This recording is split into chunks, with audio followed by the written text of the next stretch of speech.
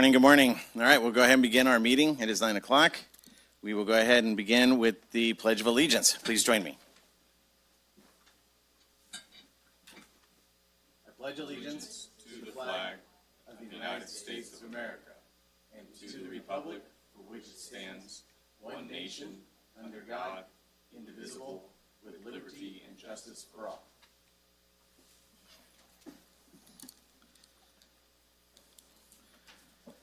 Thank you, and thank you. Good morning, everyone, once again. Next, we'll go into our oral communications. At this time, I'd like to ask anybody who wishes to come up and speak. You have 3 minutes to speak. The clock's on the wall. At 1 minute, you'll hear a beep. You can talk about anything that is not on the agenda. So if you're on the agenda, if it's an item on the agenda and you're not aware of it, we'll stop you. We'll ask you to come back up. We ask that you be respectful of the board. The board will be respectful of you.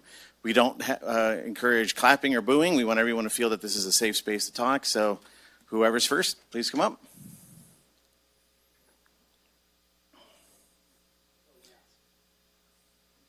It's not a race. It is now. It is now. Mr. Gowan, good morning. Good morning. Okay, so as I promised, I would be here today to talk about a few options. So last week, this board voted to amend the CAL FIRE contract and potentially close Station 56. When you said that, you said you would support a citizens initiative to address a potential funding gap. I'm here to tell you that initiative is now underway. So we have started this with a survey. Before we ask voters to sign anything, we want to know what they would actually back. So Measure X failed, Measure Z failed. I believe there was a measure before that.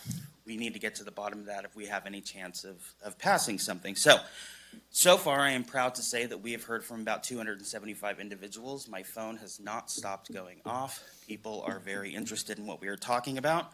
With that, I want to share 3 things that we have learned already. So 1, there is an appetite for revenue. 5 different measures of the 8 posted in that survey are clearing well over 60%. So they are not anti-tax, they are anti-wasted tax. 2, we separated business owners from tourism operators from the general public to see where they might align and where they don't. The measure with the highest support among business owners, higher than the general public, is allowing actual medical insurance billing, which I understand is something that is already being talked about. And this is also things that are not a ballot measure. These are things the board can do themselves. 3, surprisingly, a dedicated 1% sales tax is among the highest polling options, but on the contingency that it is locked to fire services. I understand what that means on a ballot, but it is important to report back on that information. So next week, I will be putting out a report fully outlining and breaking down, segmenting what this data is, what it means. A number of community partners have already stepped forward. We're working on getting this in front of chamber members right now. We're working on with both political parties to get this forward in front of everybody. We're trying to get as honest of a snapshot as we possibly can with as much data as we can to inform this decision. We have such a short runway to make this happen that we want to make sure that we're as efficient as possible. So that is where things stand. You can take the survey at sierranow.org. It'll take you right there. I will be sending this out in an email later to the board just for your reference. If you have any questions about it, please reach out to me. All of you have my phone number. Grab me before I leave. I'm happy to talk about any of these options. Thank you so much for your time. Thank you.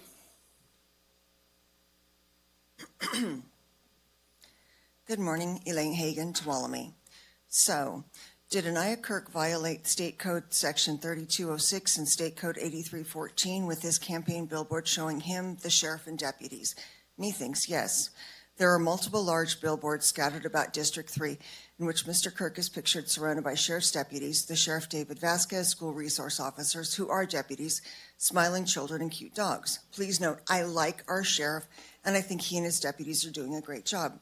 My ire is not with him or his department. Mr. Kirk has engaged them in unlawful activity. They violate State Code Section 3206, which explicitly states, quote, no officer or employee shall participate in political activities of any kind while in uniform.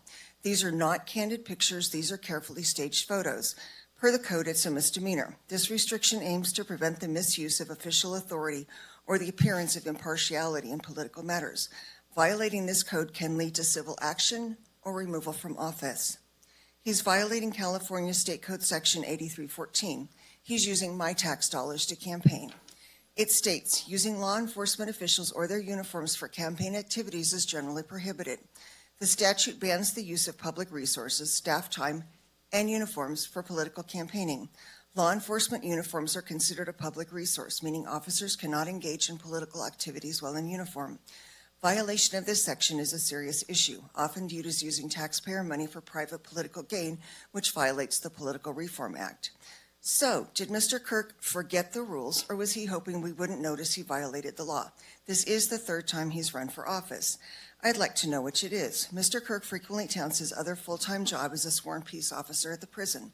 Again, quoting, police officers in uniform should not pose for campaign photos, as this constitutes a misuse of public resources for campaign purposes. These violate the Political Reform Act, Fair Political Practices Commission, in addition to being misdemeanors. I called the sheriff on Friday. He was out. I spoke with his nice assistant, Crystal. Crystal said explicitly the sheriff does not endorse. I asked that he return my call. We've not yet connected. The sheriff can endorse if he wants to, but as an individual, not in uniform, not using his title. Mr. Kirk carefully parsed the language and tiptoed the tightrope in using the Deputy Sheriff's Association endorsement to make it look like the sheriff had endorsed also by including the sheriff in the picture. Codes 3206 and 8314 specifically forbid engaging in political activities, campaigning, endorsements, political fundraising while using the campaign uniform, while wearing an official uniform. The DSA can endorse, not the sheriff, but again, not in their uniforms. Mr. Kirk also has a flyer where he's inserted a quote from the sheriff, where the sheriff thanks Mr. Kirk for the money Mr. Kirk voted for. By attaching it in quotes on the flyer, it's sure the heck implied to be an endorsement. Mr. Kirk, would you like to endorse this? Do you know better?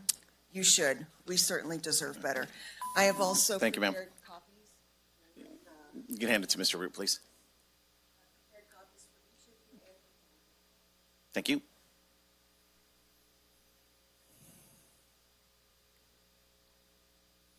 Good morning. Good morning, Patricia Ray. And when you do get a new community development director, I do hope that this will bring in a new way of better transparency, better interaction with any neighborhood that a new project is going to go right next to anywhere in the county. So there's a real balance between the established neighborhood and a new project, and that includes the very rare lower income housing and lower income renters who deserve to have a livable life, and also that the new project upholds existing property values instead of trashing them. Please, please, please let us throw away the gaslighting. Thank you.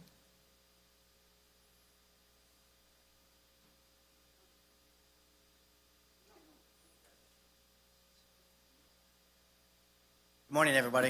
My name Morning, is sir. Paul Burdette, and thank you for your time. I'm here today to talk about the Tulloch Campground and Marina. Now, in January, I presented myself and a group of others as a potential vendor, but that's not why I'm here today. Today, I'm here to raise an alarm as a homeowner, resident, and business owner on the South Shore of Tulloch. Now, we all know that there's been some delays in obtaining a new vendor and caretaker. Now, this is resulting in increased risk and a potential hazardous environment at the marina. Now, when I talk about the hazardous environment, I want to talk about safety. Right now, we have an immediate fire hazard. There's been no care of the grass surrounding the campground as it encroaches the rest of the property. And this will create a timber box in the coming months. One of our biggest concerns is how there's no access control to the lake and the grounds. Now, we need to have the lake open for emergency services. We need to have it open for CAL FIRE, and we need to have it open if there's any injuries on the lake, and we need to get anybody in and out. Yet, we also need to have control in light of the golden mussel, and none of this is happening currently.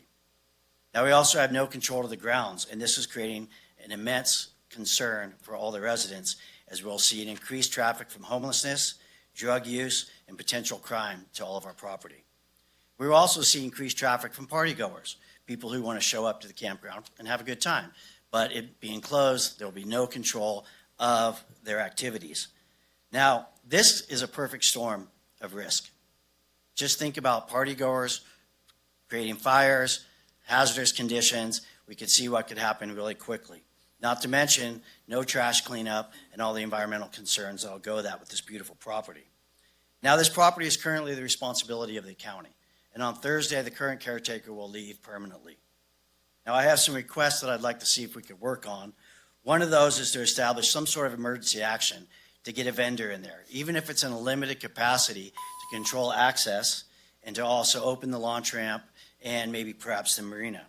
It'd be great if we can get a timeline for this. We've had some communications in the past, but yet we've never really been given a solid timeline.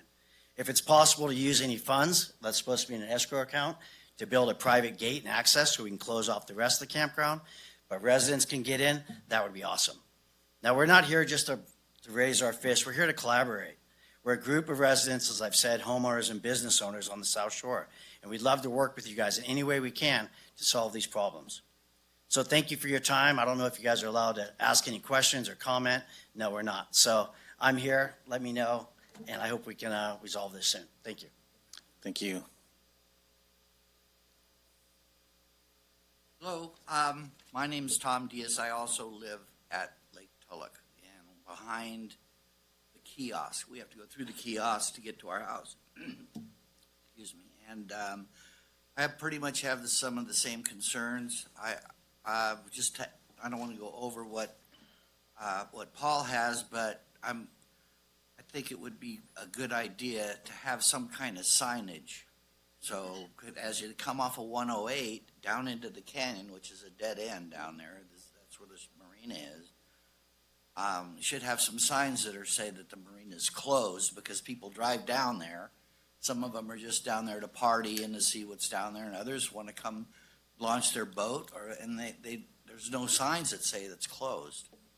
So I think we need to get some signage out there. And the vegetation is an issue.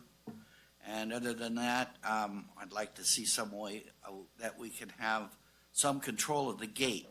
Whether, I live there full time. I think I'm the only full-time resident out there. But I worry that, people are going to come in, and right now, the caretaker has cameras. When you see somebody come in, he goes out, and if they're not supposed to be there, he tells them they're trespassing and they need to leave. And in the event they don't, then he calls the sheriff. Since I'm the only resident, I think I'm probably going to be the one that'll do that, and I'm not looking forward to confronting anybody and telling them they're trespassing. So I was hoping there's some way we could have a gate and a sign, because right now there's not much that would even, they just drive right in. There's nobody there. Thank you. Thanks.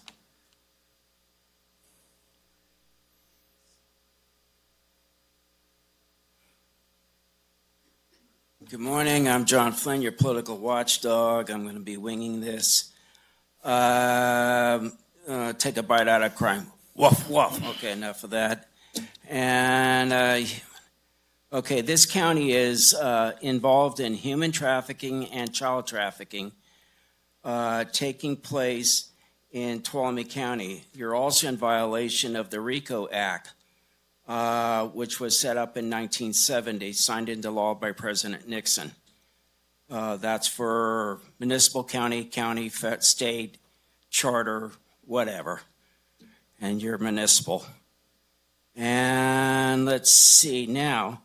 Ty Robbins submitted through me a lawsuit against you, Sheriff Vasquez, a Q warrant to, as the private attorney general for California. That has already been authorized by the California Attorney General Rob Bonta's office last year.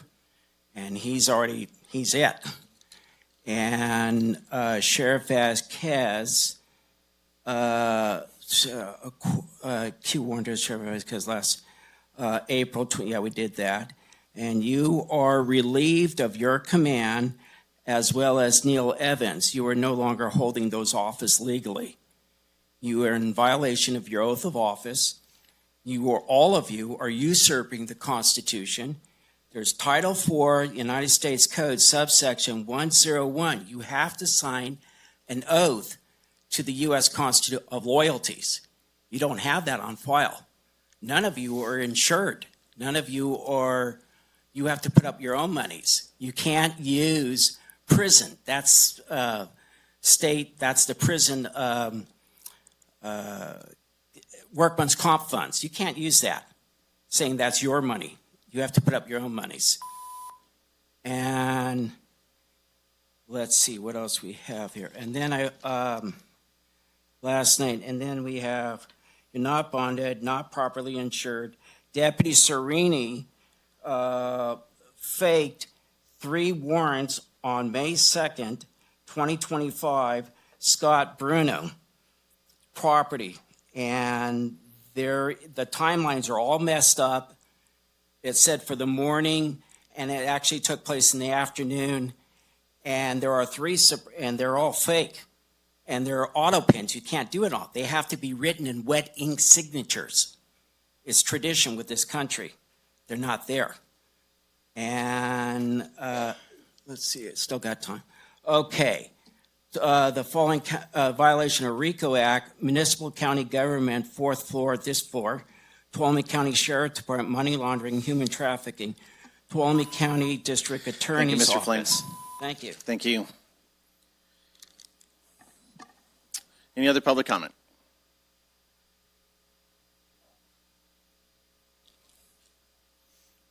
Good morning. Good morning, ma'am.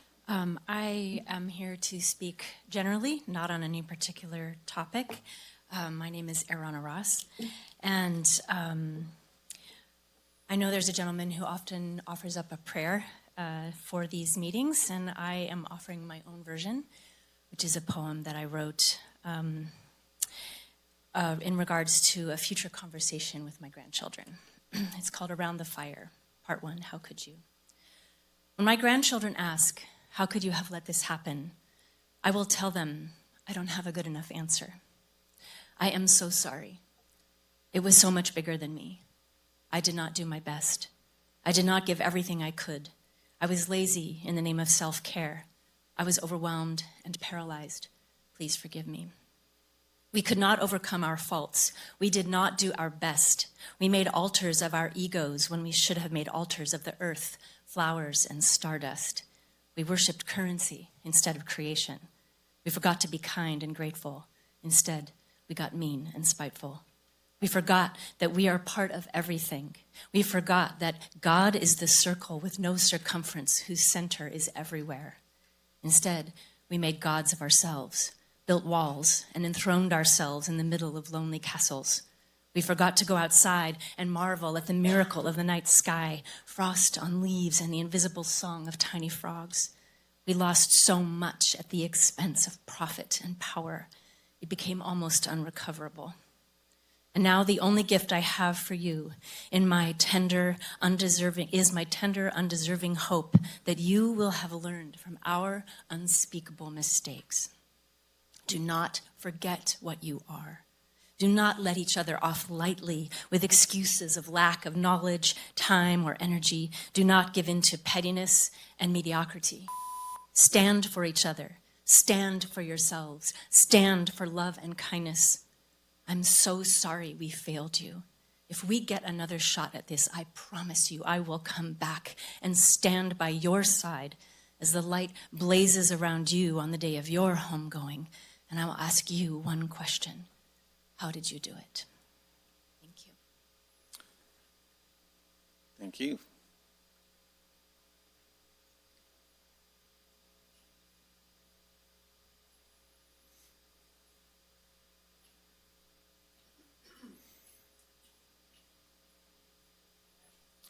Mr. Nash, do you have, because we're, yeah, My I'm name sorry. is James Nash. Thank you. And I'm the survivor from the Long Barn shooting in 2024.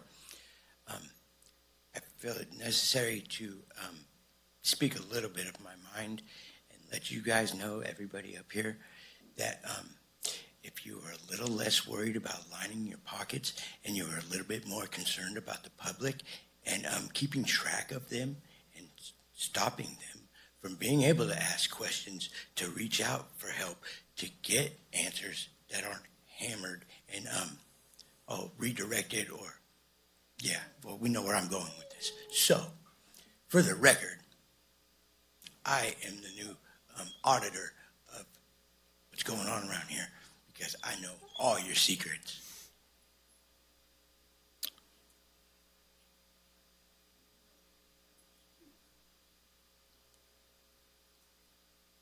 Okay, any further comment?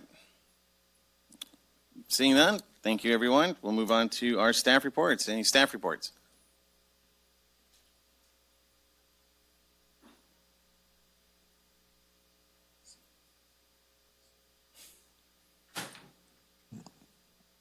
Good morning, members of the board. Katie Henry, Senior Management Analyst for the Forest Health Program here at the county. I just wanted to remind myself to get out of the contracts, the budgets, and grant applications to come give you guys and the public a little bit of an update on our projects. For our Cerro, so first a little background history also for some of the people of the public. The county has a mastered stewardship agreement with the Stanislaus National Forest on behalf of YSS, a local forest health collaborative here.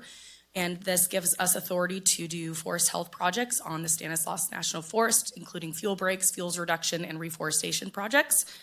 This collaborative, we are leading the way in the nation with implementation and also collaboration, which I'm truly grateful to be a part of. We have started implementing the last phase of fuel breaks on the initial Cerro project, which includes 250 acres completed out of the 3,200 acres there. We have started implementation of the fuel breaks in Excelsior, which is part of Cerro 2.0, which is 4,000 acres. We are also getting ready, wrapping up preparation for planning and getting ready to start implementation for West Side, which is a 1,900 acre fuel break, fuel reduction project as well. And this spring, we were able to plant, received 594,754 to the T seedlings for reforestation. And I'm happy to say that this year we were able to plant all of those seedlings. With reforestation, we have a lot of hiccups with we have to order these seedlings up to 2 years in advance for them to start sowing them.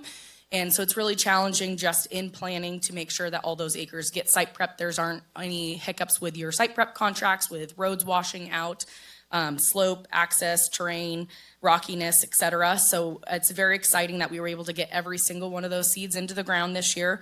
We planted 1,100 seed of those seedlings went into like a full site prepped unit.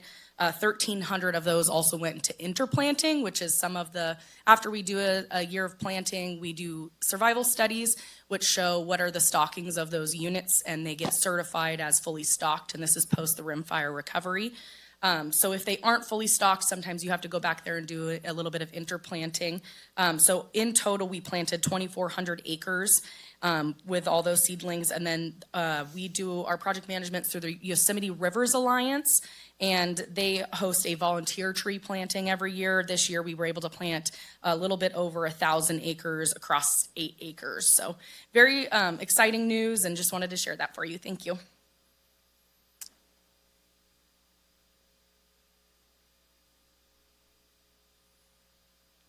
Morning, Sheriff.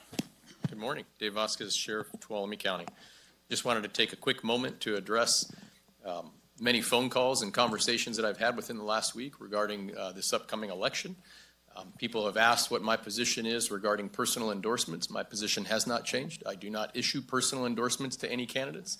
What I do is create opportunities to educate and engage with any political candidate, whether it be an incumbent or somebody that's hopeful for office, to capitalize and educate themselves on the services that we provide. In some cases, those result in photographs and different types of opportunities that I've extended to all candidates associated with this upcoming election.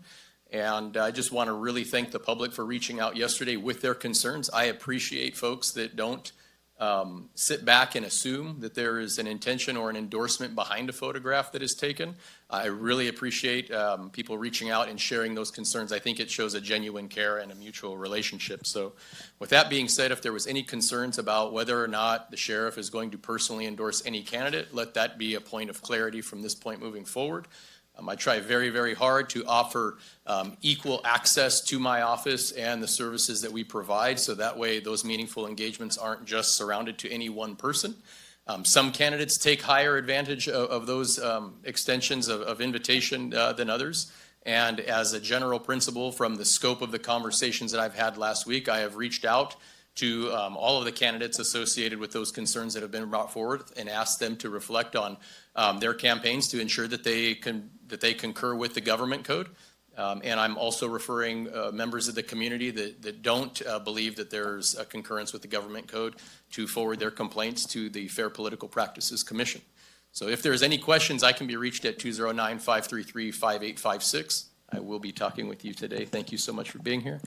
And if there's any other questions about that, my office also issued a press release earlier stating, in summary, pretty much what I'm saying here. So let there be no confusion about impartiality regarding the people's sheriff. Thank you.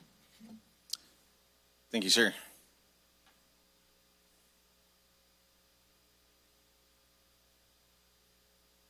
Board, good morning. Just a couple comments or, things that I wanted to bring to your attention. First, in the forest health, natural resource side, you heard Katie's excellent report on what we're doing under the MSA. We are also implementing the Community Wildfire Defense Grant Program, which was a grant that was applied for in the OES department and then was shifted over to my team just a couple months ago. And this project is currently underway, but I just wanted to let you know there's two components of the project.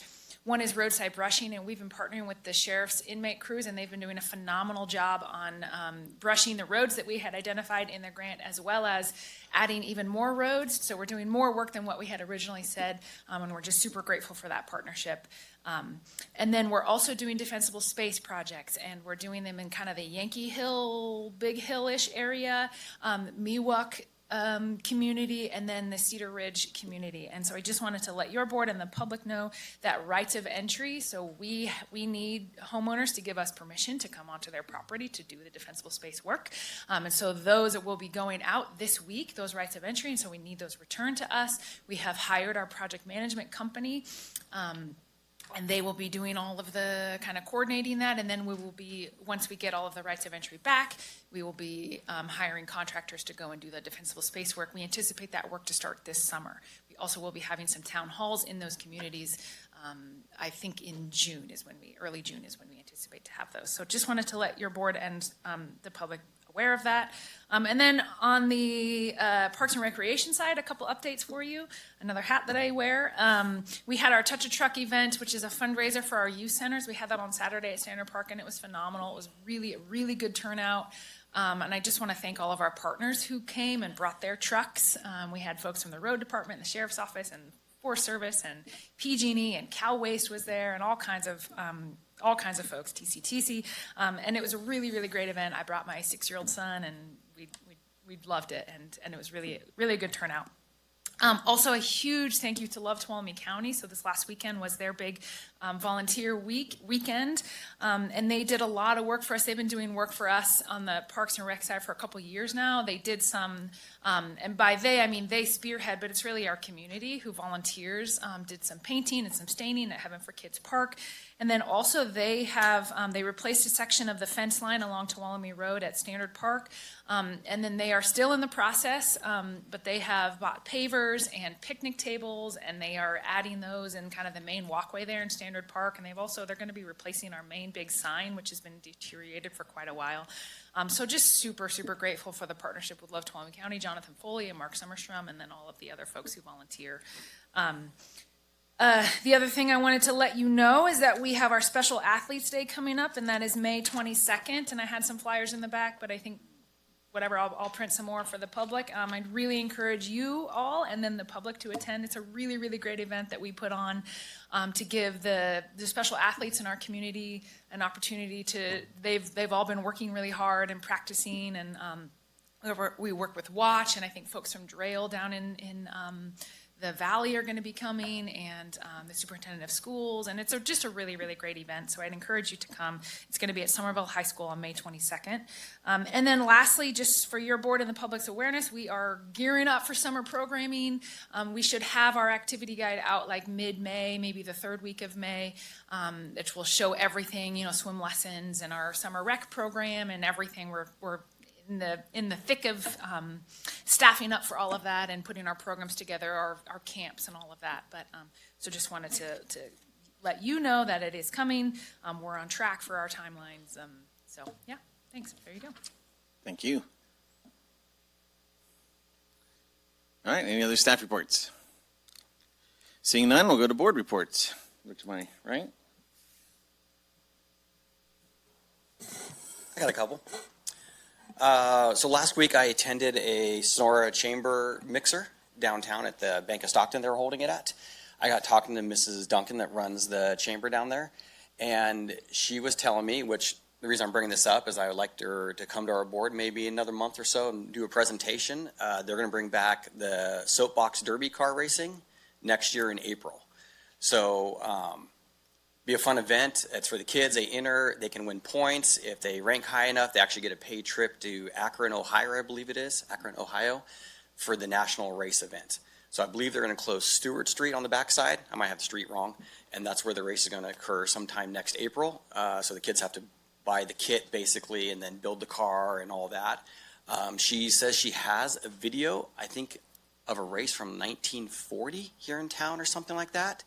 It's in color and a little shaky. So I imagine there might have been some drinking or something as they were filming, but whatever, it'd be fun. So if the board entertain, I'd like to have her come give a presentation, kind of get it out there to the county. It sounds like a great event for the kids to get involved in and kind of see where it goes from there. The second thing, not quite as much fun, is to address the lady earlier that came up and gave 3 minutes complaining about Supervisor Kirk, about, you know, his posters or whatever with sheriff's deputies. Just for fun, I just looked up Ryan Campbell's website. And one of the main pictures says donate, and there's a picture of him with 9 sheriff deputies. And I didn't hear her say a word about that. So I think that we should find that interesting, that if you're going to call something out, call it completely out. So she wants to complain about one thing, but then there's Supervisor Campbell taking the exact same picture with 9 different deputies in full Class A uniforms with a button right next to it that says donate. But yet no one says a word about that. So, you know, hypocrisy. So that's all I got to say. All right, thank you. Regarding the soapbox, will District 1 Supervisor be entering a soapbox derby? I think I've aged out. You've aged out? All right, you can still help out somehow. I will be entering Sharon, though. All right, so that's a great thing. I was going to mention the soapbox. The soapbox event's coming back, and I believe the video is considerably before that. There's some footage too. Access to Tuolumne, I believe, has some of that on their website. So if you want to go look how it was done way back when, that would be a great time. I too went to the Resiliency Village dinner on Thursday. Great opportunity. I bring that up because there's some really great work being done by the Resiliency Village. I met with their CEO and asked him to do the same thing as come before the board, give a presentation. There's a lot of great work that goes on in our community that sometimes we take granted for because we don't hear about it. They're doing such great work that they're not on the radar. So we want to just bring the attention where they can. So I'm glad you mentioned Soapbox Derby and the resiliency. I have one item for the public is that the ballots regarding elections go out in next Monday, I believe. And because this room is so close to the actual election station in this building, we're not allowed to have campaigning. So no buttons, no signs, no, if a candidate wishes to comes up and address the board, you don't want to say you are whatever district you are running for or position you are running for, because it would violate some of the laws. So this room will become what we call sterile. I learned that the hard way last year when we were talking about, I think it was Prop 50. So just so everybody knows, we want to get ahead of that before anybody else comes out. I do want to say that Supervisor Campbell, who is not here with us today, did send word that he is taking one in the teeth. He is leading a bunch of 4th and 5th graders up at the Capitol on a tour, so I am sure he will be highly stressed out, but he's a professional. He'll know how to work with those kids. So he would like to have been here today. However, he has that commitment, which is already on the book. So we wish him the best of luck up in Sacramento with all the wrangling of those kids. So that's all I have. Supervisor Brandon. Right, absolutely. No, I'm looking forward to entering for sure. I think I'm a champion soapbox derby racer in my heart, and I think Jamestown might be in a position now to step back and bring back what I heard was motorized barstool racing used to be a thing. I'd vote for that. I think that's something that we should have in all of our communities is a cool race. I think you've got porta potty. I was going to say, races doesn't up the hill. Twainhart have the illustrious porta potty race Yeah. up there? So Not to steal thunder on that, but that's such a cool idea. that's where the campaign slogans go, right? Yeah, that's exactly. Self-sponsorship. I want to say thank you to Supervisor Gree for having discussions with TCTC and Caltrans.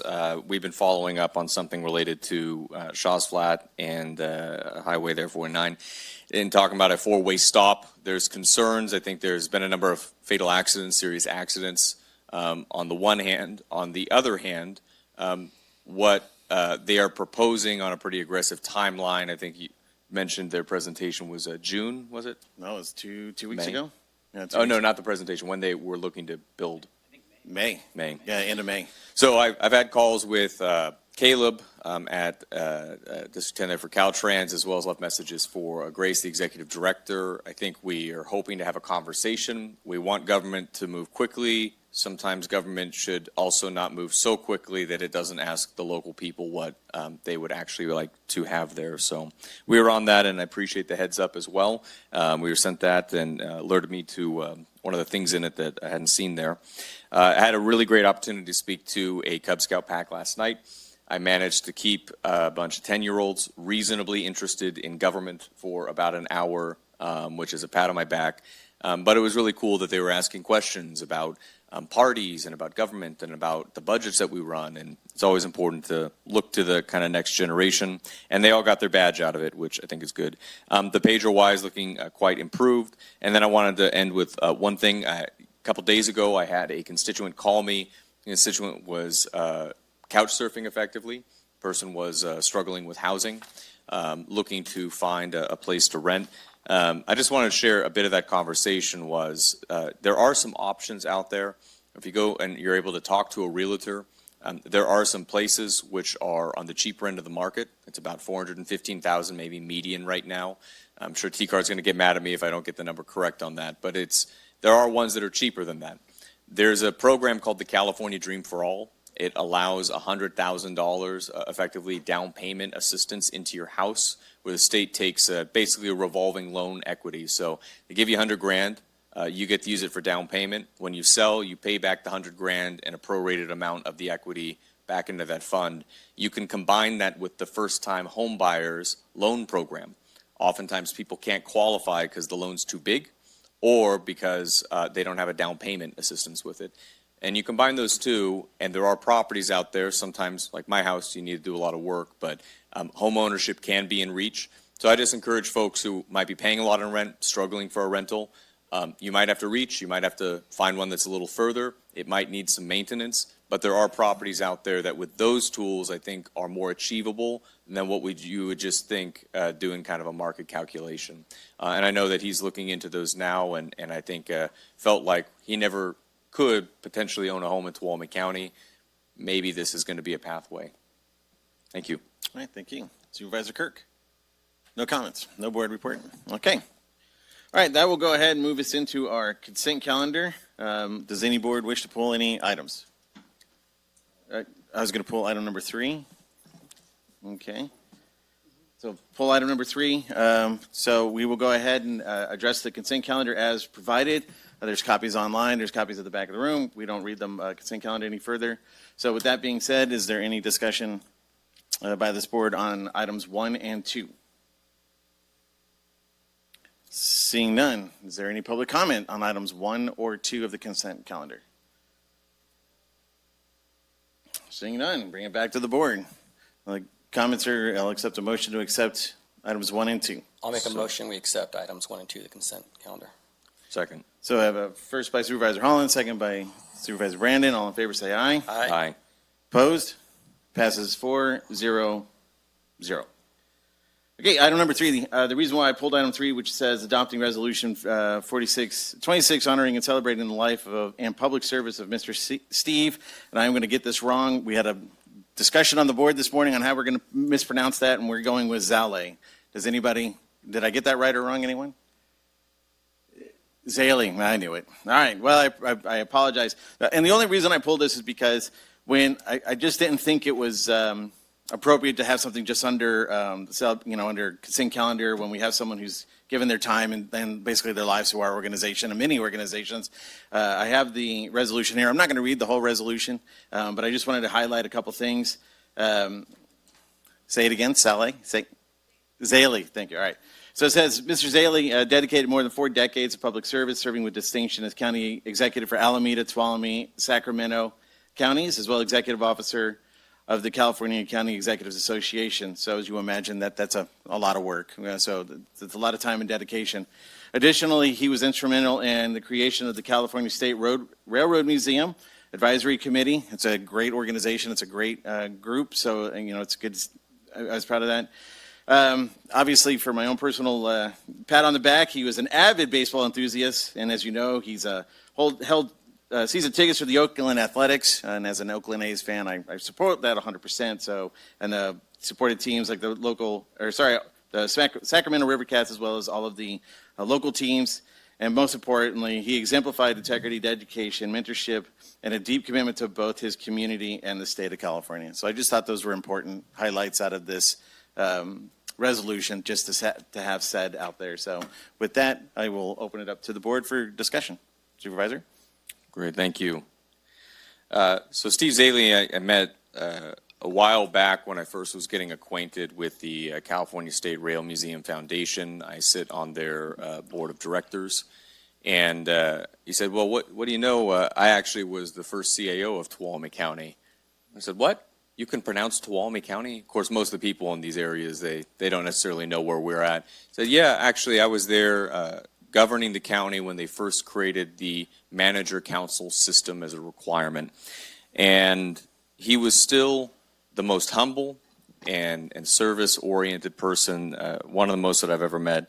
And to sum it up, I would say that it was a life of service, well lived. There were some additional things that he did that I knew from the board there, but I also, looking up some of the other roles that he took.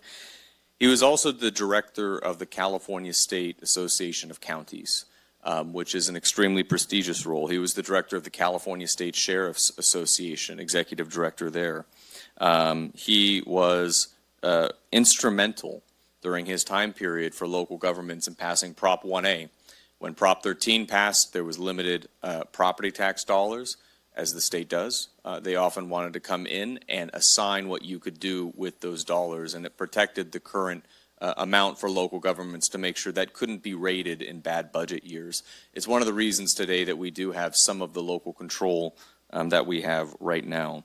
And even as a executive director of so many prestigious organizations, including Tuolumne County, he was still most proud, I think, and still sitting on the Rail Museum Foundation board for many, many years, and over 1,500 docent hours. Certainly not somebody that, well, docents don't really get paid, but really is doing it for a passion up to, I think he must have been 86 at the time.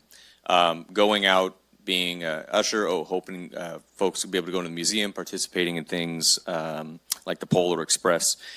Just to say that I think Tuolumne County owes a debt to Steve and to his family who helped him, and CSRMF, and I think the public sphere were lesser for not having him, but we have an opportunity to recognize this is a person that gave 40 years of his life to helping people and achieving political change, not the loud stuff, the quiet stuff that lets us today be able to do a lot of the things that we're able to do.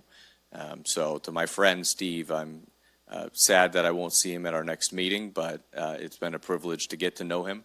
Tuolumne County is kind of unique. We haven't had that many CAOs. A lot of areas, they rotate every 2 years or so. Roger, close your ears, you know. He was here for a lot of years, and I think we pride in trying to have good relationships with our executive folks who build good and strong teams, and that's something that shows. Steve was the one that probably kicked whatever that transformed into later as well off. So, thank you. Supervisor Kirk? No comment? Okay. All right. Public comment? Okay. Seeing no public comment, we'll bring back to the board. I'll accept a motion to accept the resolution. Chair, I'd like to make the motion to adopt Resolution 4626, honoring and celebrating the life and public service of Mr. Steve Zalay. I'll second. Okay, we have a first by Supervisor Brandon, second Or by Zaley. Supervisor Holland. We said it both ways at meetings too, and he never corrected anybody because he's a super nice guy. That's right. So I'm off the hook. So with that being said, all in favor say aye. Aye. Opposed and abstains. So it passes 4-0-0. Okay. All right, next will be our county administration items. As well, Madam Clerk, if you could read item number 4, please. Item number 4, consideration of adopting Resolution 48-26, transferring management of the Office of Emergency Services Division from the County Administrator's Office to the Sheriff's Office. All right. Mr. Root. Sorry, just one second. It went into sleep mode while we were talking. No, sorry. Okay, thank you. Good morning, Board. Just as a little bit of background, when we began 2025, there was some discussion about moving OES under the sheriff at that time. It was tabled until later in July, where the board had given direction to move OES underneath the Board of Supervisors.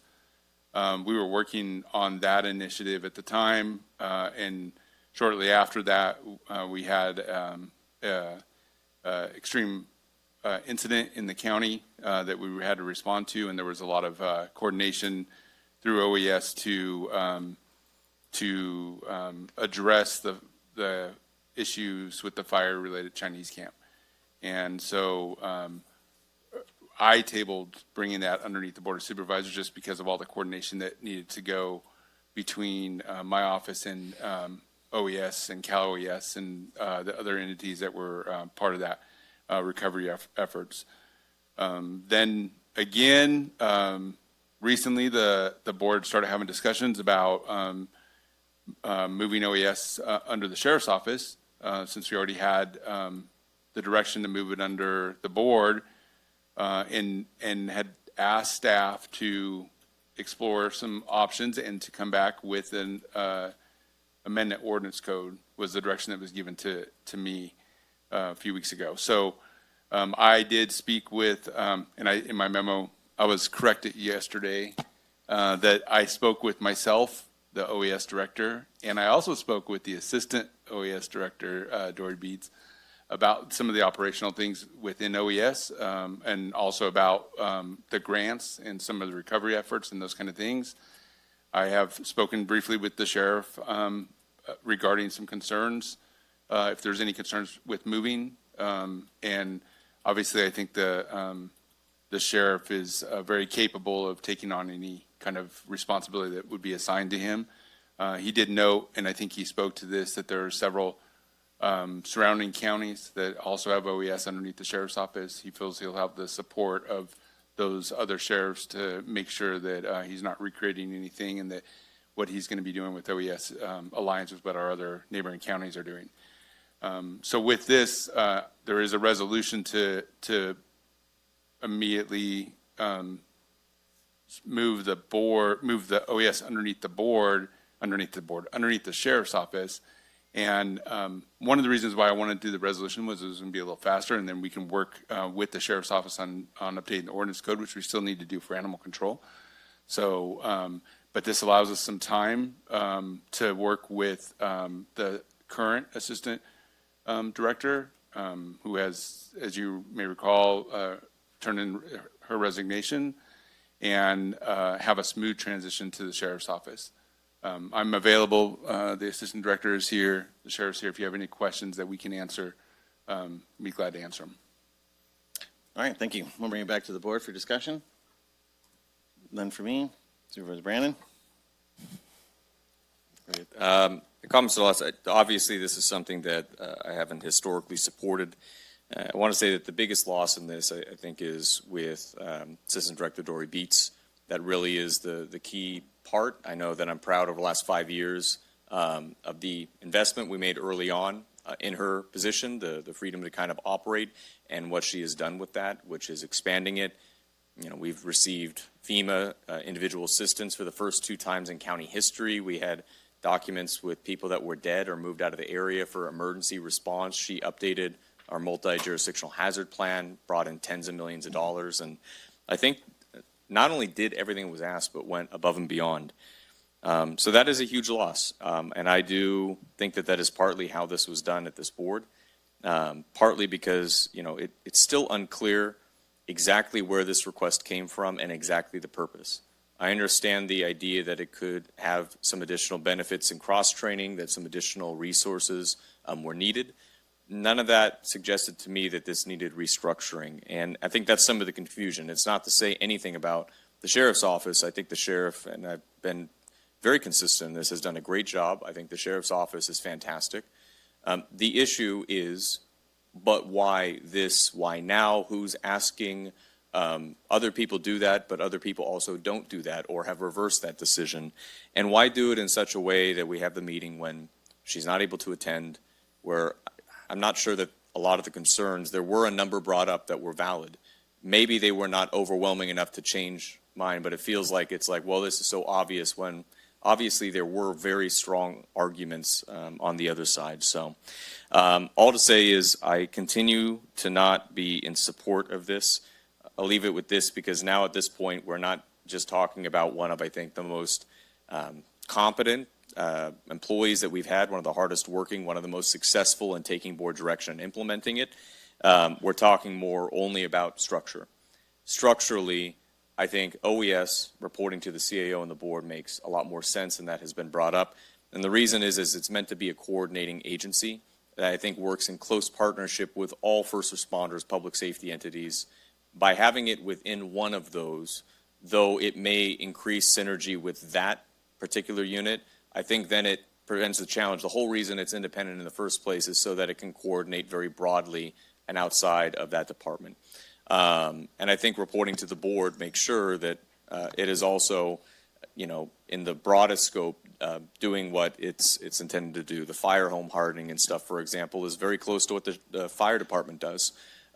In some sense, I wouldn't put OES under the fire department either. So I will leave it at that. Thank you. Well, I can answer a number of those questions. So we'll give you a little history and context. So, and Dory knows I've not hidden any of this from her since day one. So when I got on the board, we sat down and I told her it was my desire from day one, was to move OES underneath the sheriff's department. And my reasonings are the same then as they are now.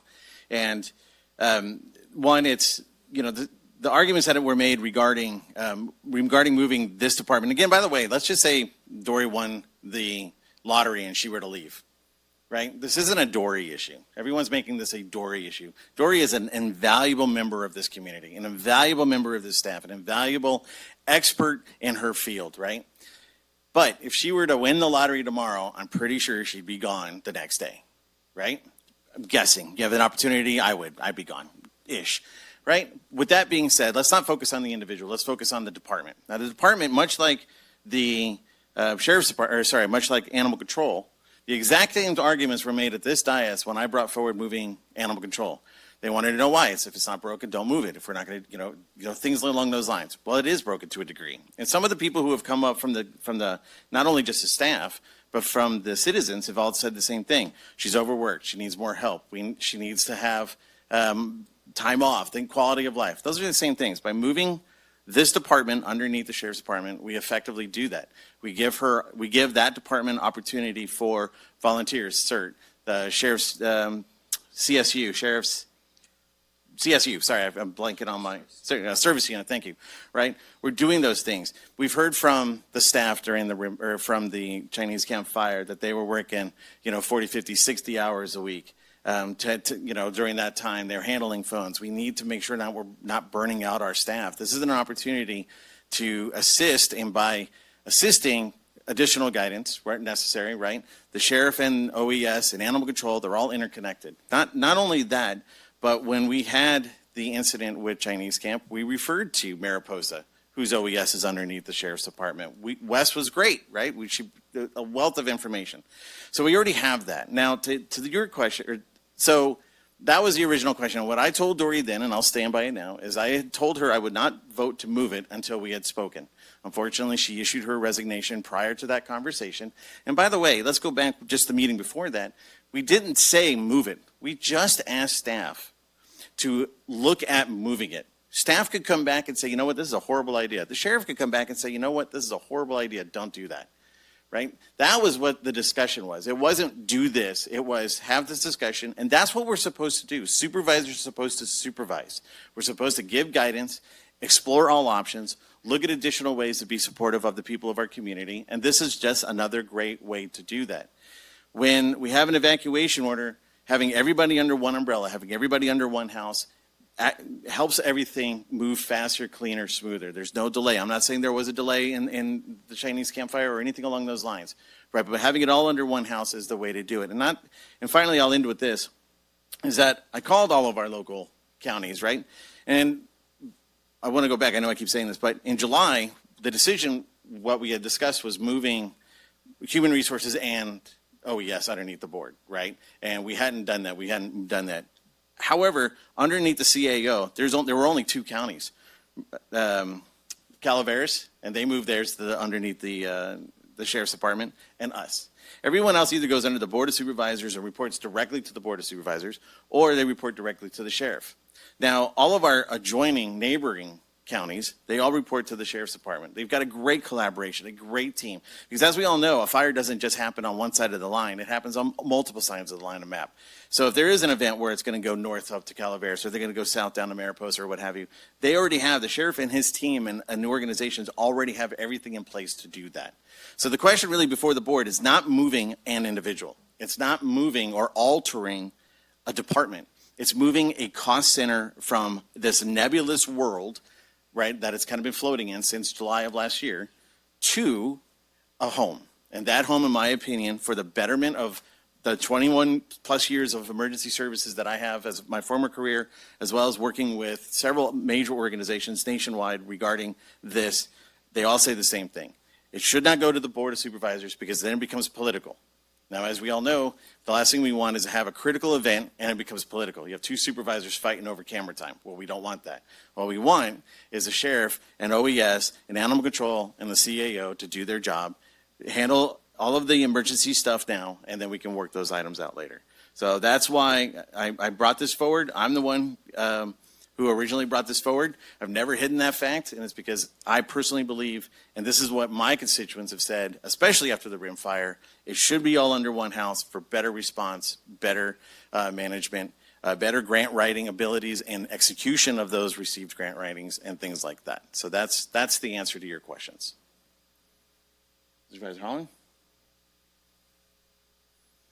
No, I think you guys covered all the topics. So, Supervisor Kirk? You covered it all, but I'll just throw in my 2 cents real quick. No one's forcing Dory out.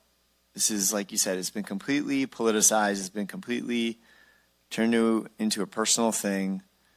I can't for the life of me understand why there's been such a resistance for this one department that we're trying to improve. I can't figure it out. Maybe we'll figure it out in the future. But my main concern is getting stuff off of Roger's plate, getting him to focus back on the health of the organization. We're doing that. We're in motion right now. Things are looking up. Also, the sheriff has a very professional organization and operation. The animal control has benefited immensely. We know that under the current model, we can't retain employees in OES. They're leaving OES. There's a reason for that. We have to create a model that's sustainable because we got millions of dollars worth of grants. We need the proper support to support those grants. Nobody is forcing anybody out. I know my personal conversations, my personal emails. I don't need to share those. This isn't about a person. This is about a restructure. So my opinion hasn't changed ever. The main point, I think you said, or one of the main points, is we don't want this to get political. We don't want a Board of Supervisors having, not that we would, but it doesn't belong under the board. We have no business trying to direct operations in OES. That belongs with public safety We decided OES is public safety, sheriff oversees public safety for the most part, and it's that simple. Thank you. All right, thank you. All right, open it up to public comment.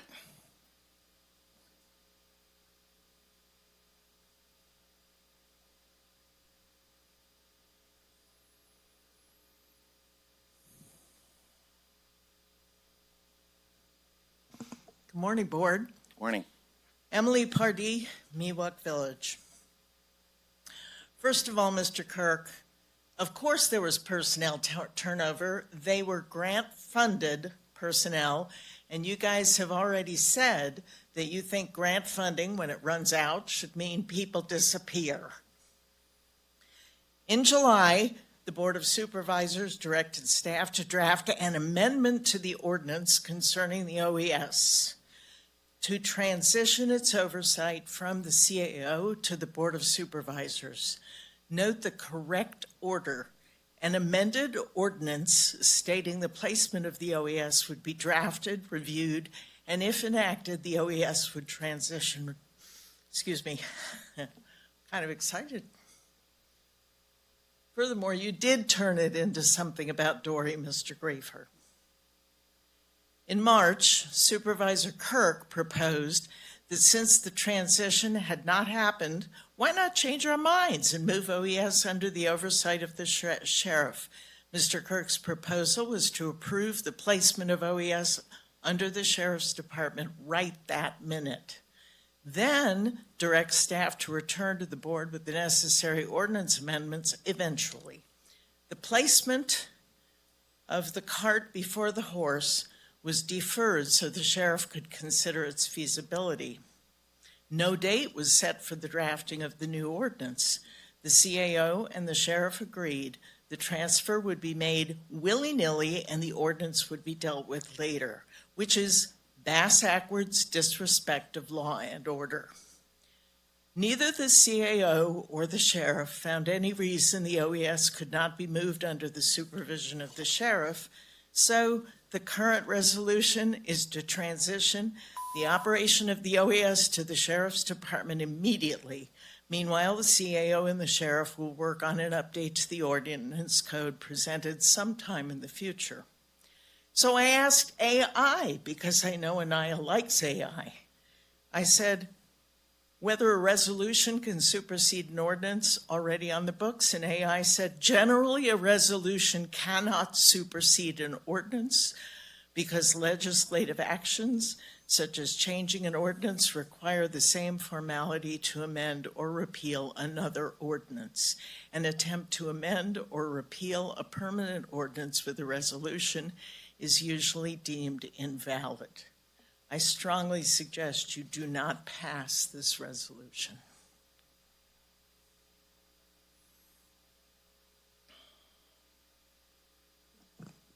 Good morning, Board. My name is Tim McCaffrey. I'm concerned about the OES move, and honestly, I'm concerned about how it's being done.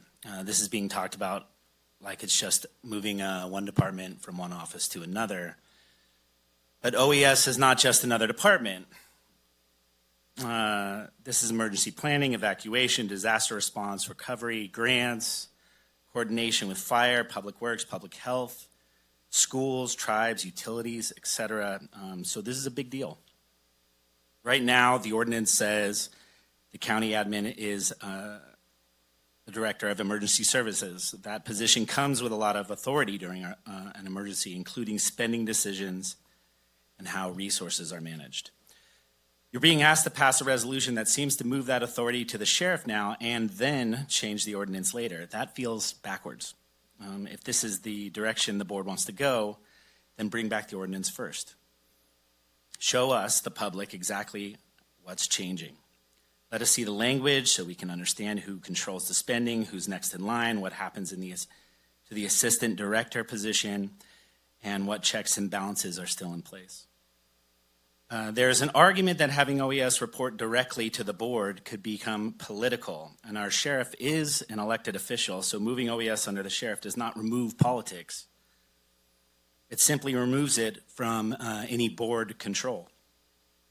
So I want to be clear, I believe our sheriff is exceptional, and I think he would do an exceptional job. This is not about him. But there is no guarantee, sadly, that the next sheriff will be as exceptional. I would like to think so, but like I said, there's no guarantee. This feels like one more short-sighted decision that does not consider the long-term effects of our community. I'm asking you to slow this down. It doesn't have to happen today.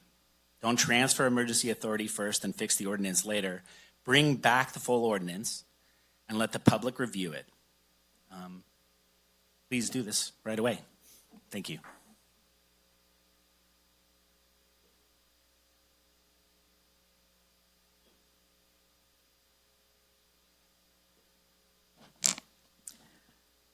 What bothers me the most about this move of the Office of Emergency Services to the sheriff is that there is not a plan.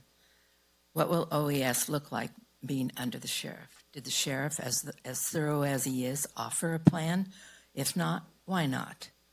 Did not the county staff meet with the sheriff to come up with a possible scenario of what the move would look like? Quote, neither the sheriff nor the CAO felt there was any reason OES could not be moved under the supervision of the Tuolumne County Sheriff. We should know what the reasons are to move OES under the sheriff. As we have seen with the 15% budget cut, there was clearly no plan on how the Community Development Department was to survive the cut.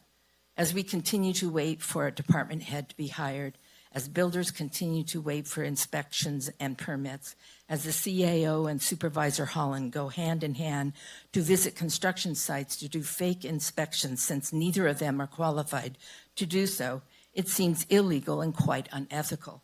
But that is what happens when the board does not have a plan. In the planning of OES move, the elected officials, county staff, and the public should have been presented with a plan after the board had given direction on March 24th, 2026. And at the same time, an ordinance code change should have been presented to the board as requested at that same meeting, and should have been given the reasons why OES must move under the sheriff. Supervisor Campbell never got that answer. What would this move cost? What would be the savings? What grants should not go to the sheriff? Who would handle disaster mitigation, preparedness, and recovery, which sometimes can take years? Who will pay for the deputies' overtime in a disaster while completing emergency services? That will be quite expensive. The planning is not there. Why would a Board of Supervisors vote on something they do not have all the information for? Who will be the assistant OES director or a deputy? Will it be a CAO or will it be the sheriff who will have the authority over expenditures of the OES during a disaster? This looks like negligence and a strategy to cause chaos and incompetence. No planning, then no vote. The public should be outraged, for it looks like another sinkhole filled with incompetence.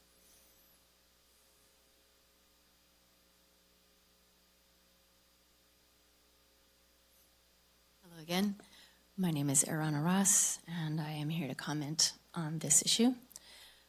I am deeply disturbed by the decisions that continue to emanate from this body. I am deeply disturbed that the person who is at the nexus of everything OES does and understands more than anyone said, and I quote, I truly believe that OES should not fall under law or fire or any elected office. It is not personal. It is about organizational structure. Then she resigned. I'm also deeply disturbed that this body voted to defund CAL FIRE Station 56.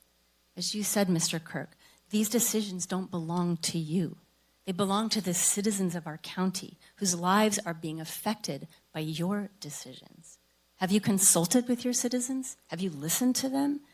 And why, as I have heard previous speakers say, what is your plan? Why are you choosing to do this? Sadly, I have to be honest, my trust in this board is continuing to erode. I wonder how many other citizens feel the same way. And I ask you to listen to us. And as Stephen Covey wrote, move at the speed of trust. Thank you.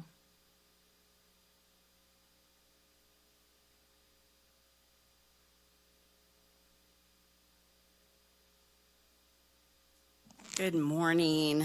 I'd like to offer a couple of comments. Some of these are not new. You are all very familiar with my opinion on this particular matter, but I just wanted to make a few particular statements. The County Office of Emergency Services tasked with coordinating the overall disaster preparedness, mitigation, response, and recovery across all sectors of the community. This includes managing resources, public health emergencies, utility disruptions, evacuation, sheltering, and recovery efforts.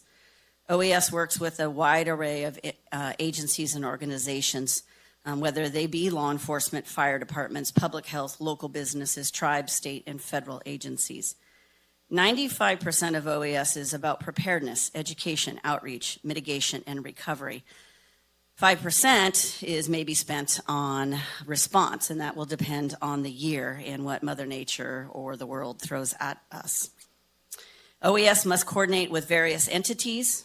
Keeping OES separate allows it to maintain a neutral focus on its coordination efforts, fostering cooperation among a broad spectrum of community stakeholders.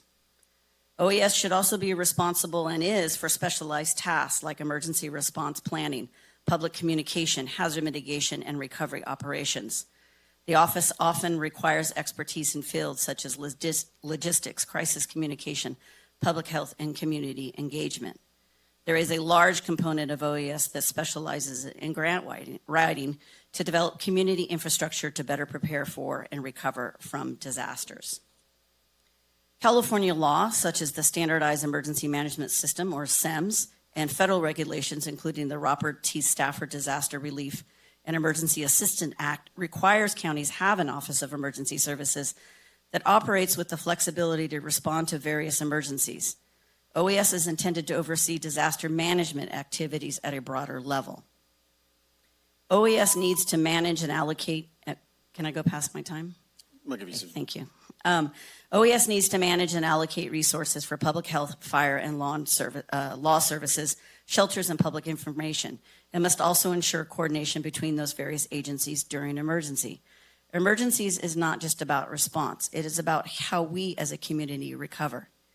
By remaining under the CIO's office, OES can focus on managing a broader range of resources and stakeholders.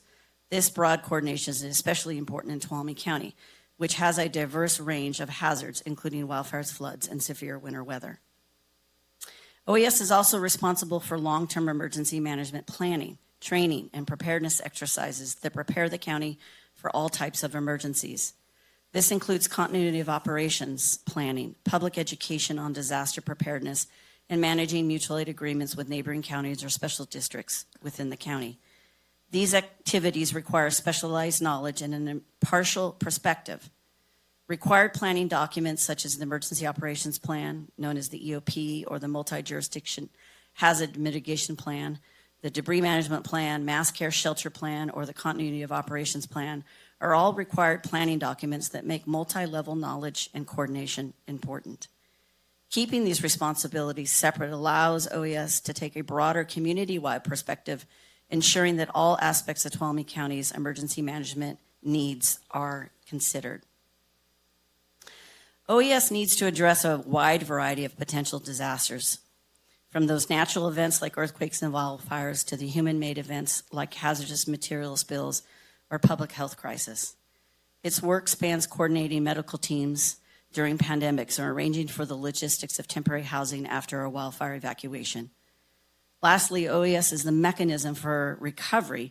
So after a wildfire or a devastating winter storm like we had in 23, when the community needed assistance with FEMA or a local assistance center is open, which is also required by both the states and the feds, OES is the one that organizes those resources for the community. A separate OES ensures that all aspects of disaster management are handled with the intention and focus they deserve. I'd like to just close on a couple of things. Keeping Tuolumne County Office of Emergency Services in the County Administrative Office ensures the county can effectively manage a wide range of emergency scenarios, coordinating with diverse agencies and remaining flexible in meeting the needs of the entire community. It also ensures that the board will still preserves overall direction as outlined in county code. OES's neutrality, specialized expertise, and comprehensive scope of responsibilities make this separation essential for effective disaster preparedness, supportive response during recovery, after an event, for businesses and individuals, special districts, and all of the residents in Tuolumne County. Should your board approve the resolution today, I would heartfeltly recommend that County Council really look closely at the language in the existing ordinance. And that is specific to 2.40.060, which is the authority, control, and management of resources. The current CIO is the director, and this then allows that individual to make decisions specific to budget and expenditures. As written, the director of OES will have the following power, amongst other powers, when a state of a local emergency has been declared, and that is to redirect any county funds for emergency use and suspend standard county procurement procedures, which tends to fall under the purview of the CAO. Because of financial and budgetary accountability, that is really important to keep that in there to protect the interest of all and the work that we are doing. I would also like to recommend a thorough discussion with the existing OES staff present, obviously with the CAO's office and the sheriff's office, which, by the way, we have not met collectively as a group to discuss this, about the grant funding that would be included in the move. The resolution states that all cost centers would move, but for example, I would recommend that the FEMA home hardening stay in the CAO's office for a variety of reasons. It is not an OES cost center, but it is a revenue that OES cost center receives, and we manage that. But I really believe that that needs to stay in there. You have, for example, Mark Fisher, who's in the CAO's office, that can continue doing that without having an OES presence. I think that is something very vital. In fact, it is something the state has already called us about and asking to ensure that there is continuity with the CAO's office in managing that particular grant. Ms. Peets, I'm going to have Can I to interrupt real quick? I was going to say, I'm going to have to, unfortunately, this is the 3 minutes public comment. We're 7 minutes into that. Okay. As much as I wish to have you continue to speak, the problem is that I'm not being fair and equitable to all speakers under this timeline. So it does put me in a little bit of an awkward position, so I appreciate it. Sorry, I thought I was being allowed as staff to speak. No, I need to add that we need to give the others in the audience another 4 minutes if we consider this a public comment. What I'd recommend is if there's more to say, that Dory be brought back up as staff, but that we finish out public comment, offer that extra time. Yeah, no, right, I'm with you. I want to give you all of the time without getting the board in trouble for not sharing and being equal with all others. So why don't we have you do this? I know you're midstream. Have you take a seat. Okay. Anybody else that wishes to come back before the board, we'll give you some additional time. We want to be fair and equitable to everybody. If not, then we'll bring Dory back up as staff. Seeing no takers, sorry. Thank you for your understanding. You're welcome. The only thing I wanted to say, let's see, where am I at? Okay, my last suggestion is related to recovery. I feel strongly that recovery should remain at the CO level. I also think that it should include the auditor's office involvement, something that hasn't always happened. I think that is something because of, again, the tie to budget when it comes to recovery and the expenditures during an emergency response. It is so vital to have both the CAO's office and the auditor's office overseeing recovery. So I think that mechanism, that is just my personal belief, that should stay there. I have expressed all of these to Roger, both in writing but also verbally. He and I have talked about that. I think that the coordination and the understanding of that and those eligible reimbursement. Recovery is very fickle in the allowable expenses.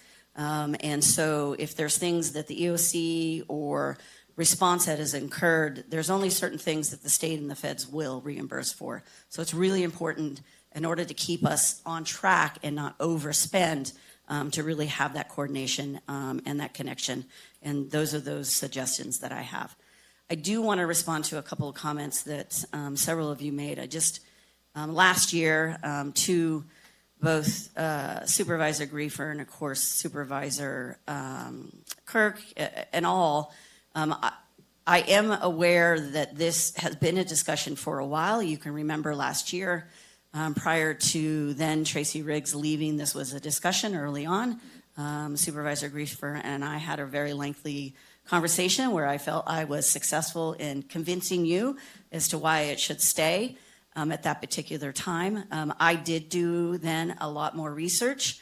I did go and poll, just for your information, and look up all of the counties. And just so you know that last year, and of course it's changed with Calaveras, so now it's 24 are under the CAO and 22 are under the Sheriff's Office. 4 are under fire and 8 are under other throughout the entire state. Question, so are you saying, when you say under the CAO, are you referring to that, to the board? No, the CAO's office or administration. Okay. And I have that list because all of the counties talk obviously amongst themselves. So it was just something that I had brought up the last conversation and did present to the CAO at that particular time about why those reasons. I also wanted to bring up the comment about staffing, and I appreciate the effort to support OES that work hard. We don't get paid overtime as exempt employees. I do think that obviously when you change that, it changes the financial cost to this county. But I will say that one that we've worked on, just so to remind, because I've done a presentation, is every county employee by law is a disaster service worker. That means at any given time when we have an emergency, under our ordinance code, the director or the assistant director then can call any county employee to come serve in the EOC. And we've done that over the years. And so we have made those efforts to incorporate that, and that is something that is available. So just moving it doesn't mean you're going to get more staff time, because the staff are already there at our disposal. We just tend to have not pulled people in that didn't want to be there. Right. Tried to be nice over the years. So happy to answer any questions, and I thank you for the time and the opportunity. And thank you for the little time stubs up there. Yep, So sorry. thanks. All right, we'll bring it back to the board. Any further questions, comments? Well, a couple of the public comments. I think we have listened to the public. We had a vote, Measure Z, addressing 56. I don't know why we keep going back to that. And majority voted no on that, so that's where we went. The other thing I'll address is another great lie by Marianne Schmidt. I have never been on an inspection with Administrator Root, Marianne Schmidt. So you can continue to come up with this stuff. I don't know where you come up with it, but again, never have ever gone on an inspection with Administrator Root to any job site, for the record. Okay, hold on a second. So one of the, actually, I'll go last. Go ahead, Supervisor. Sorry. Sure, thank you.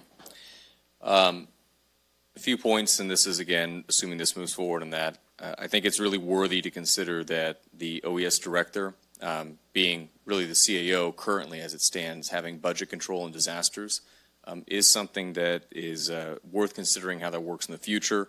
That generally the board has no role in incident command in the first place outside of working with the CAO to be able to approve that and be able to, I think, just be generally supportive. And I know that the evacuations, in my opinion, were handled well, and I think, though we are attempting to take a lot off Roger's plate, this is just my guesstimate, moving this under the sheriff's office, but where it is still coordinating with all the other agencies and it has budget requests and is doing grants, it will still require the administrator's time as well. Not only as the sheriff's department is also under, at some level, the CAO's office, but I just know that there's going to be a lot more that comes into that. And I agree with the comment, too, that, I'm very supportive of our sheriff. I think you're great and you do a great job and you speak and you're clear and you're effective. But sheriffs are political. You may be the exception to that in some ways, but most sheriffs are somewhat political. They run for office and they are elected. And that is something worth considering, that there is an individual who runs for a campaign that is chosen by voters, and it is not always, as it was done with this, and we're not always as lucky to have a high-performing department leader there. So let's go to the story. Thank you and your team. You were always one of the best in internal and external communication. You had some of the strongest relationships. I know I've asked your help in connecting to people before. You've been a fairly self-sufficient department that has grown. You've been very effective. You've brought in all the grant money that you could, tens of millions, probably one of the highest per employee. I've always felt that you were neutral in every decision that came up.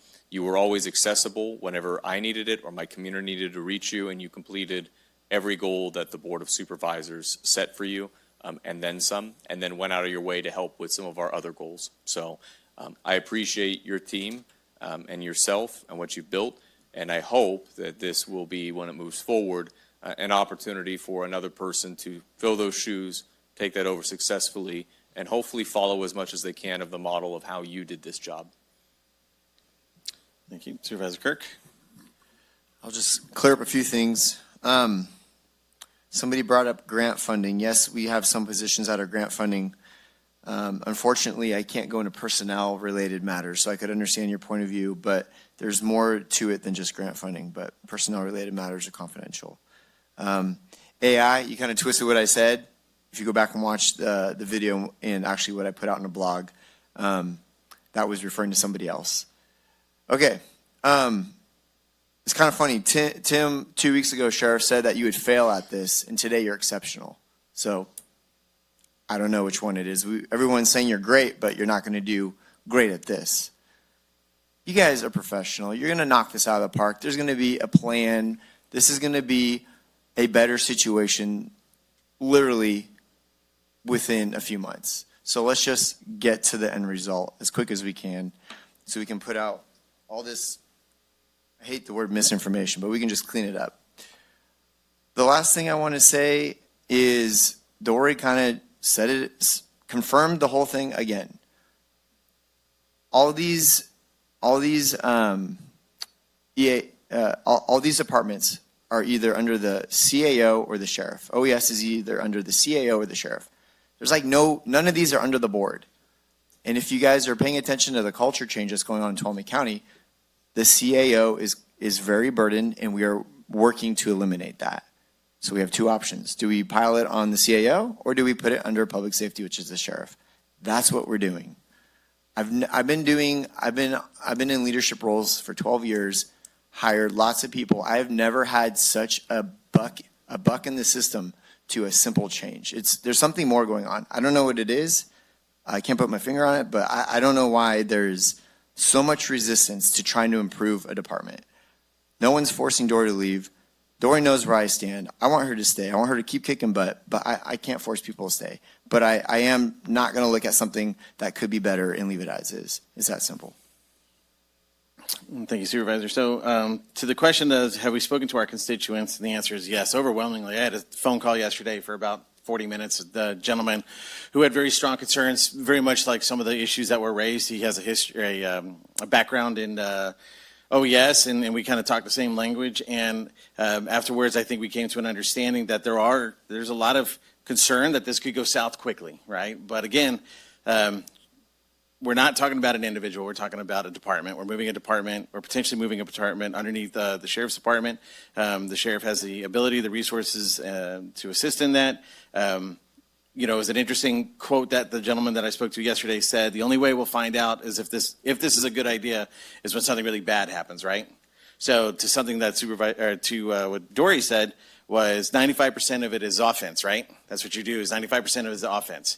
Well, that's not changing, right? The sheriff's department is still doing training. They're still working with, evacuation plans. I mean, the key there is 95% of what OES does is offensive, is to make sure that the word gets out there. We have accessible routes out. We're working with our partners and so on and so forth. And again, I really hate that it has come down to that it's a Dory issue, and I don't think Dory wanted to be in this position. I don't think Dory ever wanted to be in this position, but it's not a Dory issue. This is what's best for the people. And the silent majority, the ones who are not here, the ones who are in support of this, feel very strongly that this is the right way to go. So I answered that question. I agree it's 95%, and to do this and get it done. So with that, we've all had our 2 senses. I will go ahead and make a motion, and since I'm the one who originally brought this forward, I will make the motion to move OES to underneath the sheriff. I'll second. Okay. So I made the motion, Supervisor Kirk made the second. All in favor say aye. Aye. Opposed? Oh, The board is adopting a resolution. Yes, thank you. I will clarify, is as written and as recommended by staff to the resolution as presented. I apologize. All in favor, say aye. Aye. Opposed? Opposed. And Supervisor Campbell is not present. So it passes 3-1 to 0. At this time, I will ask staff, normally I take a break at 10. We have one item left. Do we want to just power through this one item before going into closed? Ma'am, okay, all right. Ma'am, would you read item number 5, please? What's that? Item number 5, consideration of approving an amendment to the license and cost reimbursement agreement with the Groveland Community Service District for co-location of a county fire engine and adopting Resolution 47-26, recognizing a commitment to continue working in partnership toward a long-term agreement. All right, good morning, Ma'am. Board. Liz Peterson with the County Administrator's Office. Hopefully this will go pretty quickly, so. Real good. Huh? Real good. That's right. So, we were here last year talking about our co-location agreement that the county has with Groveland Community Services District for our fire station. And we've been partners with GCSD in their fire services for many, many years. GCSD was established in like 1953. And that formal relationship started in 2016 when they signed, or when we all signed the automatic and mutual aid agreement, where we share, where we efficiently respond to emergencies, regardless of the jurisdiction or the district boundary. And then in 2021, the Board of Supervisors offered to fund the Amador Station up in Groveland because the county did not have fire presence up there, formal county fire presence. And then in 2022, the Board of Supervisors got rid of the Amador Station and actually started the first ever county-funded fire station up in Groveland. We've been co-located in GCSD since that time. Our agreement expired last year, and then we put a new agreement in place while we were working out the terms of what we hope to be a long-term agreement. I should just mention, and it's in the memo, and your board, of course, knows, but, it's important to maintain county fire services in the Groveland area so that your board can maintain the 12-minute response time that has been adopted. So the amendment before you is just extending the agreement that your board approved last year for 15 months. And so the intention is that we would have this agreement in place with GCSD through the duration of the county's CAL FIRE contract, which ends June 30th of 2027. And then when a new CAL FIRE contract comes into place, then we would also put a new contract in with GCSD. I want to note, the big change in the agreement is not only extending it for those 15 months, but also we're switching to a rent model. And when I met with GCSD about that, they were very much in favor. They understood our predicament that we want to have a secure number that we can budget for what that amount will be, rather than paying our portion. It still is our portion of the costs to replace equipment or other things to be there. But to have that fixed number so that we know exactly what that rent is just really, really helpful for us. And they were very amenable to that. And that's what is included in Exhibit A. You can see all of the things line itemed out. I'm really grateful for the partnership with GCSD and Pete Campo, who's here. And I think we've come to a really great place. And I'll just, mention that when we discussed, and we met a couple times, and when we discussed this most recent time, we talked about how it's working really well, this co-location, and we see it as the model moving forward, and that this could actually be the permanent solution to county and another district fire services in the area. It is cost effective for both of us, and then if and when we need to expand capacity at the station, we can go in on like grant funding or other funding opportunities to expand the station together. Again, sharing that cost. It's much cheaper for us, for both of us entities, to share this than the county building its own fire station, as an example. So looking for your board to approve the amendment, which includes switching to that rent model and extending the term of the contract through June 30th of 2027. And then also there is that joint resolution, and your board will probably remember we talked about it last year. And this is just an important step for GCSD, but I think also for the county, to acknowledge that we want to keep our partnership strong with GCSD. And that there is a benefit for both of us entities for having fire services there.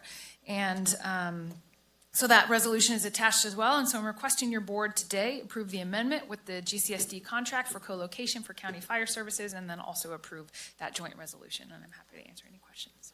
All right, thank you. Any questions? Start to my right. Unless you need a moment. No, so I think Pete's gonna come up and talk, right?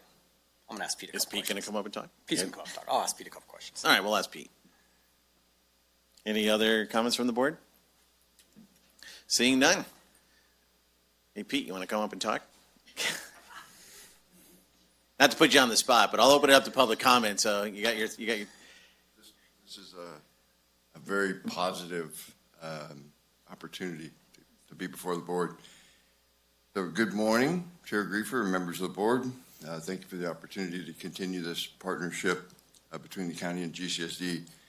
What's before you today reflects something that's working, and it's really working very well. We've had the opportunity over the last couple of years to really get the staff working together and understanding what needs to be done there at the station to make it work for everyone living full-time in that location. And also the county engine being in Groveland has significantly increased our capabilities and solidified our response times. Because as you know, we're funded by taxpayer dollars in Groveland, and we need to maintain that level of service in Groveland, number one, and respond under mutual aid. This allows us both to go either way and provide a high level of service. It's strengthened mutual aid and ensure that we can each meet our response times, and that's been very important for both entities. At the same time, we're seeing a continued trend for continued growth along the Highway 120 corridor, and that which results in increased visitation and obviously increased number of emergency responses over time. This brings opportunity, obviously. We need the jobs, we need the revenue, we rely on visitors. If we could just keep that pace year round, it would be a very sustainable model. But that brings opportunity, but it also requires that we stay engaged and stay focused on developing a long-term partnership to maintain timely fire protection for residents and visitors. The amendment and resolution are important because they maintain continuity of service today while committing both agencies to working together cooperatively into the future to develop a long-term framework for tomorrow. They reflect a shared understanding. When I refer to they, it's the resolution and the amendment to the agreement. That strong partnerships, clear roles, and stable resources are essential to maintaining the level of services that our community expect. From GCSD's perspective, we value the collaboration with County Fire and the progress that's been made. We've come a long way in a few years, and it's been the efforts of the board and understanding, and it's taken a while because of all the issues that the counties had to deal with, and then fire going through transitions and everything else. So it's been very much appreciated. And by the way, I want to compliment your staff in the county administrator's office, Liz and Roger, and really working together on this quickly and being very understanding. We had some failures in the station on equipment that services the door that is for that operates for your engine. We made those replacements. We billed the portion of the cost pursuant to the agreement, and it was a big chunk of money. And right away we realized, hey, this is not going to work, having this high, low. When something breaks, we fix it, we bill the county, and that we could amortize it. We know how long these things are going to last, amortize it over time, and that's what's reflected in that rent payment instead of it being a lump sum when it occurs. So this is a long-term agreement that supports safety, reliability, and fiscal responsibility for both agencies. Liz talked about how this is I don't want to call it low cost because it's never low cost. Providing services is high cost, but it's very fiscally responsible because we share expenses, we share space. The district built that fire station in the 70s. and it's operated ever since, and we keep it in perfect condition. And that's, it keeps you from having to build a tens of $1 million station out there. It's a practical step forward, and we want to keep the momentum moving in the right, in the right direction. You just slow down. Most importantly, it supports a consistent, high-quality emergency response that our communities depend on. So we respectfully encourage your support. Was there? Hey, Mike, you got some questions for Pete? I do. By the way, Pete, I think the rent amount is very fair. So we'll start there, right? I did get a good laugh because I was reading how you guys came up with it. Toilet replaced like how often you guys replace toilets and exercise equipment. So I enjoy entertainment. I think the value is great. I heard you guys do keep the place very nice. And I think our co-location has been working out very well. I know, you've had a lot of conversations about it and about how I think it's working out in everyone's benefit. County and the city, well, for the citizens really who it's working out for. So anyways, thanks for getting this all put together. Is there a question? No. Yep. Brush you all up and he doesn't even have any questions. I just want to see Pete talk on the fly, and he did an excellent job. He's like, I got nothing prepared, and then Yeah. it's just a 5-minute speech. Hey, Supervisor Brandon? Nothing? Yeah, I just, two things. Thank Liz and Roger for jumping on this, and I just want to remind you, just like I would in the elevator, I'm very blunt. We understand the investments that are going up to 120 quarter. Even though sometimes people over in the Groveland area and maybe even on the board will say things to our board about our, how we should be better partners or this, that, and the other. Even when I get annoyed by it, I will always put that aside because the right thing to do, Pete, is to make sure you guys have coverage. So as long as I've been a board member, that's been something I've been dedicated to or committed to. We know the investments that are in the 120 quarter. We know Groveland expects to not feel like the black sheep of the county, Southern County, like they're our community. And we, as long as I'm a board member, we will always support making sure you guys have coverage, however that looks and however that plays out. So I'll just remind you and anybody up in Groveland watching this, we're committed to continuing to do that with you guys. So Thank you. My only point is we've talked about this, obviously. I support it as your supervisor in that area, support my board and their positions on this. The one thing, we hear sometimes it's us versus them, and we want to make sure that those days are behind us. We don't want to hear GCSD is one organization in the county because, as you've stated, when the 911 gets called, right, we want a fire truck, whether it's red or white, to arrive, and we want the fire guys to put the wet stuff on the hot stuff, and everybody is happy. So I look forward to continue this conversation. This does buy us some time for those 15 months so we can realign. I know that your organization is addressing some issues as the county as well when it comes to future, and so I think this is a good way to move forward. So with that being said, I will accept a motion. Do we, Oh, I'm sorry. See, I got all ahead. I was way ahead of I was pitching a perfect game. Any public comment?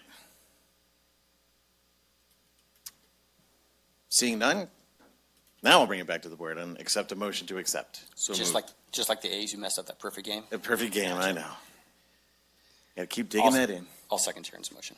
All right, so Supervisor Brandon makes the motion to accept as presented and written, and Supervisor Holland is the second. Call for the vote. All in favor, say aye. Aye. Opposed? 4-0-0. All right, with that being said, Madam Clerk, please read our last item, which is our closed session, and then we will break. Okay. You can adjourn after that. We don't have a report out. Okay. Item number 6, closed session, conference with legal counsel, existing litigation, Authority Government Code Section 54956.9D1, National Prescription Opiate Litigation, United States District Court for the Northern District of Ohio, Eastern Division, case number 117-MD-2804-DAP. All right. Any public comment?